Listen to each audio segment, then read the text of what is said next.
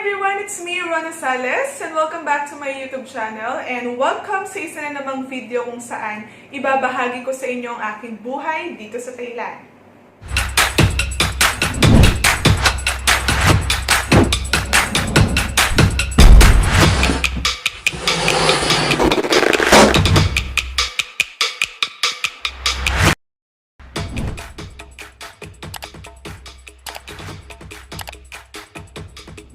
Okay guys, so mostly itong video na to is iikot lang siya sa question ni Miss Gail Margaret Miranda. So actually, it's not a question, it's more on a request. So sabi niya, "Hi Miss Rona, I hope you can make a video about the cost of living, apartment tour, and other lifestyle vlogs in Thailand. I will soon be working there and I just want to have an glimpse of what to expect, especially financially. Thank you very much." Oh my gosh, thank you for that wonderful request, Miss Gail, and na-nosebleed ako sa'yo. So this video is for you. So we will focus only on the cost of living and apartment tour first, kasi dun sa lifestyle vlogs, since hindi naman tayo masyadong nakakalabas nowadays, so maybe sa other videos mapapakita ko yung mga ibang lifestyle vlogs about me living here in Thailand. Okay, so now let's talk about the cost of living. Ready your calculator and magmamat tayo mga besh! Ayun na, mat na tayo! So dapat, syempre meron tayong basis na salary para makapag-solve tayo, para makita natin kung magkano ba ang masisave, kung magkano ba dapat yung gagastusin per month if titira ka at magtatrabaho dito sa Thailand. Okay, so let's say your salary per month is 20,000 baht. Okay, guys, this is not my salary ha. I-clear ko lang, hindi ito yung salary ko. But this is the lowest salary they offered me nung nag-a-apply pa lang ako. So, depende kasi yan sa ano mo rin sa resume mo yan, kung anong tinapos mo, kung anong kurso mo, kung magkano yung i-offer nila sa'yo. So, itong 20,000 pwede itong bumaba or tumaas. Inuulit ko, hindi ito yung sahod ko, guys ha. So, ayan. So, dito tayo magpo-focus 20,000 baht. So, sabihin na natin yung exchange rate is 1.65 per baht. So, 20,000 baht is 33,000 pesos. Okay, ayan. So, meron kang 33,000 pesos per month or 20,000 baht per month here in Thailand. So, here in my apartment, per month is 2,700 baht. The electricity is 5 baht per unit. The water is 17 baht per unit. Napakamura lang, guys. So, actually, per month, ang pinakamataas lang na binabayad ko sa apartment, water, and electricity is not more than 3,300. So, sabihin na natin, isarado natin na 3,300. So, 20,000 minus 3,300. So, meron pa akong 16,700 baht. So, ayan. So, nabayad ko na yung tubig, electricity, and bahay. Next, cost of living, your food for a month.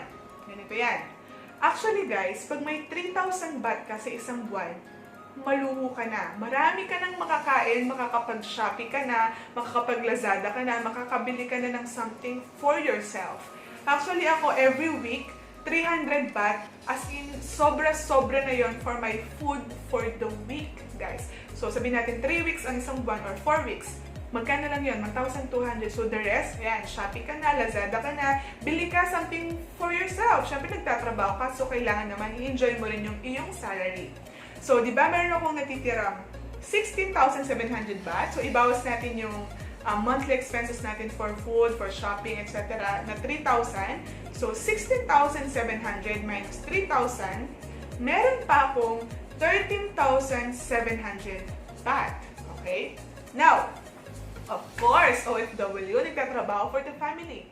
Sabihin na natin, magpapadala ka ng 10,000 pesos sa Pinas. So, magkano nga ba yun sa baht? So, 10,000 divided by 1.65 is 6,100 baht. Around like that, kasi meron pang mga service charge, service fee sa pagpapadala from here to the Philippines. Okay.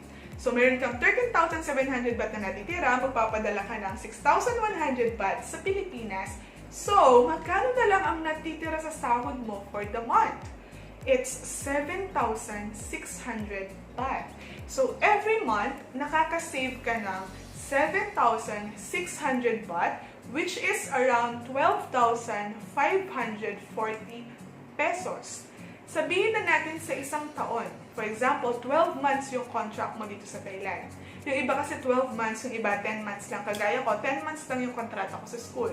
So, if 12 months, makakaipon ka ng 150,480 pesos. Paano naman pag 10 months lang? Makakaipon ka ng 125,410 pesos. See? Worth it ba or hindi? 20,000 baht pa lang yan, ha? Hindi pa yan talaga yung sahod mo. Pwede pa yung tumaas, pwede pa yung mag-increase. Nag-focus lang tayo sa 20,000 baht. So, tanungin ko kayo, kung kayo syempre of course, ako compared sa sahod ko sa Pinas, mas igugo ko yung dito. Eh, kayo ba? Kayo lang naman ang makakasagot kung worth it na pumunta kayo dito or hindi. Ayan, so diba, medyo malaki-laking pera ang pinag-uusapan natin. Pero alam nyo guys, personally, yung sahod ko sa Pinas at saka dito, though may difference, pero hindi naman ganun kalayo yung gap. The only difference is yung workload din. Yung workload dito, hindi ganun siya kabigat. Imagine niyo, yung pinakamaraming oras ko lang na pagtuturo sa isang araw is 4 na 50 minutes. At ang pinakakonti ko is 2 na 50 minutes. So, see? So, hindi ka talaga mapapagod masyado kahit na nagtuturo ka ng maayos. Less paperwork, less work talaga. So, nakakapag-part-time job ako. So, meron akong tutorial sa 2 Thai kids. And yun talaga yung money na pwedeng ibili mo ng mga bagay na gusto mo or i-save mo. Pero guys, diba malaking pera yung pinag-usapan natin na masisave natin. And I said kapag 10 months, makakaipon ka ng around 125,000, etc. But I admit guys, after my 1 year of teaching here in Thailand, wala pa ako naipon. To be honest, wala akong naipon kasi kapag first time mo dito sa Thailand, gagastos ka maglalabas ka ng pera for your visa extension, working visa, paglabas mo ng bansa, paglabas mo ng Thailand, pabalik para ma-extend yung visa mo. So, if you would like to know more about it, yung gagastusin mo, kung paano ba mag-extend ng visa hanggang makakuha ka ng working visa, please comment down below. Kasi guys, nag-start ako as tourist visa dito, right? So, medyo mahaba-habang proseso bago mo makuha yung working visa mo and maglalabas ka talaga ng pera. And maglalabas ka din ng pera pag kukuha ka ng apartment. So, wala talaga akong naipon. So, if gusto nyo malaman about sa visa thing, so please comment down below. So, ayan. Yan lang naman yung mga basic na gastusin at pagsisave ng pera dito sa Thailand. And kung masipag ka talagang mag-part-time job o tutorials, ganyan, makakaipon kang talaga. So, now, isang request pa ni Miss Gail is my room tour, apartment tour. Okay, bigyan ko lang kayo ng idea about my room. So actually, maraming rooms dito around my area na malapit sa aking school. Ito yung pinakamura guys. So, my room is 2,700 baht. Inisip ko kasi, yung ibang room, yes, malaki, may mga gamit na ganito. Pero para sa akin, hindi siya worth it. Kasi halos naman nandito lang ako para matulog. Kasi araw-araw naman may trabaho. And hindi naman ako magstay dito forever. So, pinili ko tong pinakamura, which is 2,700. Yung iba naman, nagre-range sila ng 5,000 to 8,000 baht per month. And para sa akin, it's a no-no. So, nandito ako ngayon sa Suksabay apartment. It's a green building. Nasa 4th floor ako. And studio type lang. Itong aking room. Napakalit lang pero malaki na siya kung mag-isa ka. Lalo na ako. Mag-isa lang naman talaga. Sarap, ayan. So, and dito sa apartment ko, ang pin-provide lang nila is bed. As in, walang bedsheet, walang pillow, walang everything. Bed, cabinet, isang table, isang chair. Yun lang yung free. The rest, ako na lahat ang bumili niyan. So, wag na kayong magtaka kung bakit wala akong ipon. Of course, kailangan ko naman ng gamit para mabuhay, di ba? So, ayan. So, itutour ko kayo sa aking room. And I hope masiyahan kayo sa itsura ng room ko. Wala kasi siyang division. So, ako lang yung nag-divide. Gumawa ng sarili kong kitchen. Wala akong sala. Sarili kong bed. Ng beauty corner like that. So, let's watch this.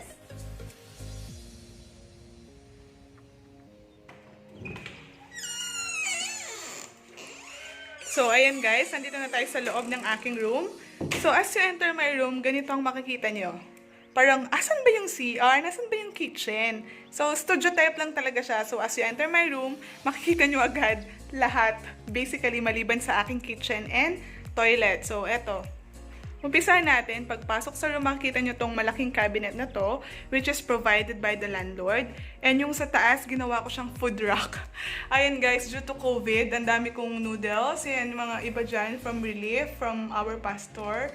And itong mga to, binili ko yan dahil naka-sale. Imagine guys, 3 nito is 162 baht lang. So talagang mabubuhay na tayo, hindi tayo gugutumin. And of course, this is my bed. So, as I told you earlier, yung bed lang talaga yung pinrovide, yung bedsheet na yan, yung mga pillows, and everything na nakikita nyo dyan, sapatos, food rack, lahat ng yan is binili ko siya, of course. And, this is my beauty corner, reading corner, lahat-lahat na Netflix corner. Ayan, so yung electric fan na yan, binili ko rin yan. Lahat ng nakikita nyo dyan, maliban dito, at saka sa table na to, binili ko lahat yan. Okay, ayan. So now, nagtataka kayo nasaan ang aking kitchen. So, behind this cabinet is my kitchen. Ayan. So, kaya nilagay ko yan dyan para hindi makita yung toilet at saka kitchen pagpasok ng room ko. Ayan. So, favorite part ko talaga yung kitchen dahil mahilig akong magluto, mahilig akong mag-bake. Ayan. So, yung rice ko, hindi naman ako nagre-rice lagi. Yung tubig, milk, blender, ayan. Yung nakatakip na Doraemon dito, yung mga pinggan ko, kutsara, tinidor, baso, etc. Ito yung aking lutuan. Ayan. And this is my fridge. Sa maniwala kayo't hindi, nabili ko lang ang aking fridge. It's a second-hand fridge. 1,700 baht from my friend here. Isa siyang estudyante sa isang university. Makikita nyo sa taas, ang bilis kong magsalita. Ang aking heater, tabo heater. Yung mga aking baking na ano dyan, ingredients, mga diet sugars, etc. Ayan, mga chia seeds, quinoa, ayan. And of course, dito tayo sa CR. Bago pala yan, meron pala akong air condition. Ayan, parang split type ba yung tawag dito? So, dito tayo sa toilet ko muna. So, yung toilet hindi siya ganun kalaki, pero okay na. Naka-tiles yan. Hindi ako naglinis guys, sorry. Ayan, may salamin. Ayan, nalagyan. Meron siyang flush, of course. Bidet. So, sure na siya. Hindi, huwag ka nang choosy. Meron siyang shower. And of course, hindi tayo Pinay kung wala tayong tabo at timba. Ayan. Kahit meron shower dito, mas minsan pinipili ko pa rin maligo gamit to. Ewan ko ba. Masaya kasi, di ba? Tapos yung patatagalin mo sa ulo. Ayan. So, ngayon naman, of course, meron din tayong balcony. Ito pala, galing din to sa galing dito sa landlord. Ayan. So, pagbukas nyo yan, makikita nyo yung aking balcony kung saan ko sinasabit yung mga damit after maglaba. Ang init ngayon sa Thailand. Ayan. So, I am in the 4th floor. Makita nyo yung mga bagong building na yan. So, kung mura lang dyan, lilipat tayo guys. Ayan. Ito, yung 7-Eleven. Ito yung market. So, basically, malapit lang ako. So, hindi talaga ako gugutumin. And guys, ito, tingnan nyo. Sa mga K-drama, parang Hotel de Luna, di ba? Ayan. So, ayan lang naman. Ayan lang naman ang room ko. Di ba? Ang laki. Ang laki. Sakto lang siya if mag-isa ka. So, one more look. Ayan. Guys, malinis talaga yung room ko. Hindi ako natutulog na hindi nagwawalis. Ayan. 2,700 per month. Okay na. Ayan. So, Miss Gail, I hope natuwa ka sa video na to. And please, hintayin mo lang yung mga lifestyle vlogs ko kapag may sahod na ulit. Kasi wala akong work ngayon. Oh my gosh, I am unemployed because of this COVID. Hintayin mo lang and mag-update ako lagi. So, thank you for your request. And para sa mga viewers natin, thank you for watching. And I hope to see you on my next vlog. Thank you and keep safe!